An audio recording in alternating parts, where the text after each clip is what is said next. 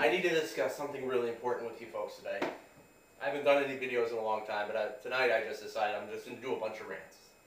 The first rant I have on store for you is people who feel the need to make it obscenely awkward for me as a 27-year-old male because they have a 13-year-old daughter at the table.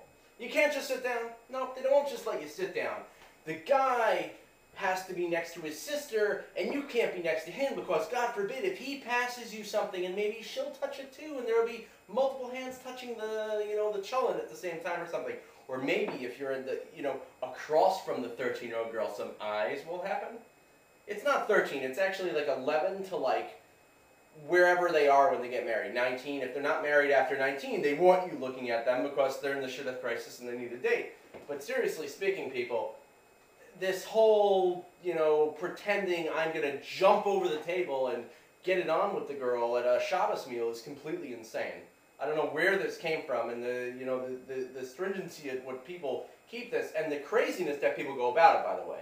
If you're at a meal with like 5 girls, forget about it, man. You're resigned to the kids' table, you have to eat the chicken nuggets while the adults are eating the roast beef, and that's just, beyond me, man. I'd rather eat in the doghouse with the roast beef than eat in the kids' table with the chicken nuggets. Get my logic? I would always get mad, man. When I was at a wedding, and I was at the kids' table, and the adults were getting all the good food, it always happened, and I'd go to the adults' table, and I'd scavenge around, and the women usually had the better food, and they never actually ate the food. I like that. Kind of like that about brisses and Shalom Zucker, too. You ever notice that the women get all the good food? The men never get the good food. The men are resigned to the freaking sponge cake garbage and some booze, and maybe they have some pretzels to make the booze a little better.